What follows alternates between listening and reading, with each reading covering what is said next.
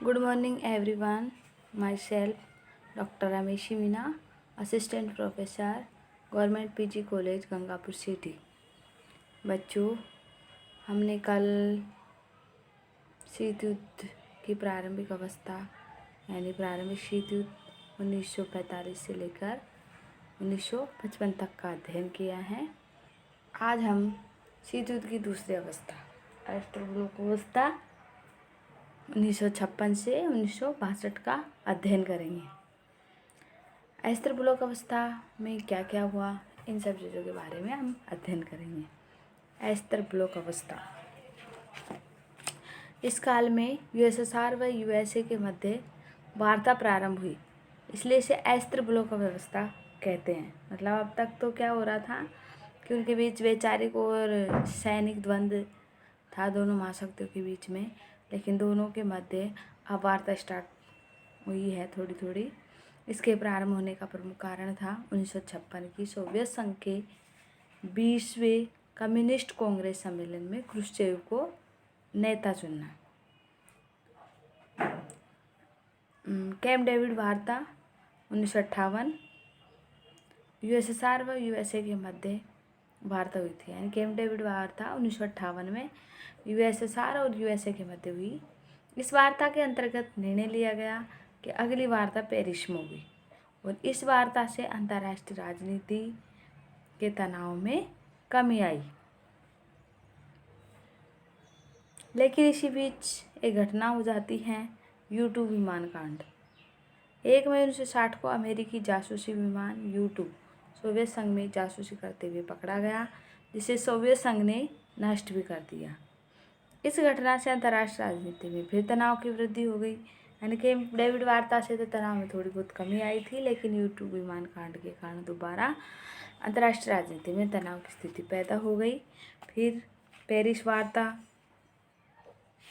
हुई 1960 में, तो इसमें U-2 घटना के बाद मई 1960 में ही पेरिस वार्ता हुई। इस वार्ता में यूएसएसआर व यूएसए ने भाग तो लिया, परंतु सोवियत संघ के नेता क्रुश्चेव ने अमेरिकी राष्ट्रपति से हाथ मिलाने से इनकार कर दिया। अतः U-2 घटना के कारण पेरिस वार्ता विफल रही, जिसका परिणाम था क्यूबा संकट।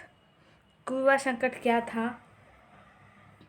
1958 में क्यूबा में फिदेल कास्त्रो के नेतृत्व में साम्यवाद की स्थापना हुई। पेरिस वार्ता की विफलता के बाद सोवियत संघ ने क्यूबा को एक सैनिक अड्डा बनाने का प्रयास किया, इसलिए अमेरिका क्यूबा का विरोध करने लगा।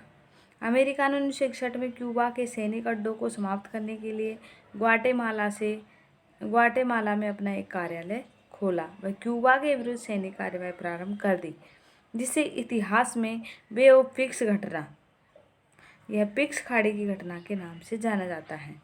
पिक्स घटना के बाद भी सोवियत संघ ने क्यूबा में मिसाइल स्थापित करना जारी रखा और उसके बाद उसने इलीशिन 22 जैसी मिसाइलें क्यूबा में तैनात कर दी, जिनकी रेंज अमेरिका तक थी। अमेरिकी राष्ट्रपति कैनेडी ने इन मिसाइलों को अमेरिकी संप्रभुता पर हमला माना। वह 22 अक्टूबर 1962 को सोवियत संघ के जहाज़ों को क्यूबा में प्रवेश करने से रोकने का आदेश दे दिया। इसी के साथ क्यूबा संकट प्रारंभ हो गया। अमेरिकी राष्ट्रपति कैनेडी ने इस दौरान स्पष्ट कहा कि या तो सोवियत संघ जहाज़ों को पीछे हटा ले या तृतीय परमाणु युद्ध के लिए तैयार हो जाए। यूएनओ नाम के प्रयासों के फलस्वरूप 26 अक्टूबर 1962 को क्रुश्चेव ने जहाज़ों को वापस हटाने की घोषणा कर दी। इसी के साथ क्यूबा संकट समाप्त हो गया।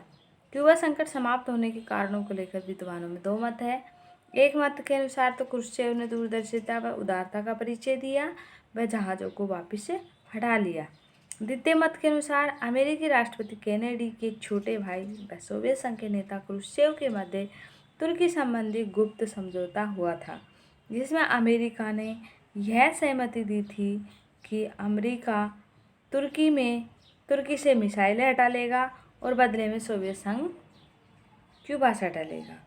अधिकांश विद्वान प्रथम मत को मानते हैं और कहते हैं कि यह क्रुश्चेव ने दूरदर्शिता और उदारता का परिचय दिया था।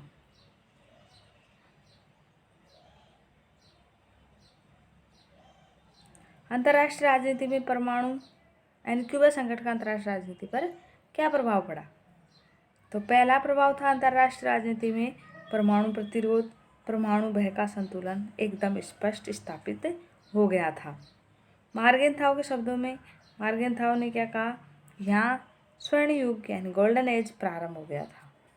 दूसरा, इससे परमाणु निशस्त्रीकरण को बढ़ावा मिला क्यूबा संकट से, और देतांत की अवस्था आरंभ हुई। वह दोनों महाशक्तियों के मध्य अनाक्रमण समझौता हुआ, नाम का विस्तार हुआ।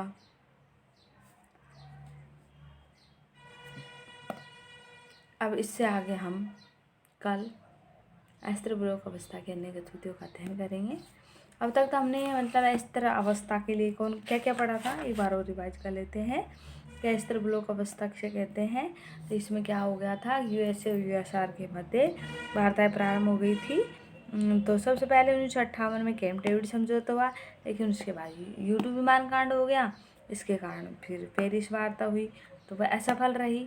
फिर उसके बाद क्यूबा संकट हो गया। अब क्यूबा संकट के बाद फिर वापस अस्त्र ब्लॉक अवस्था आ जाती है, यानी वार्ता प्रारंभ हो जाती है, निशस्त्रीकरण को बढ़ावा मिलता है।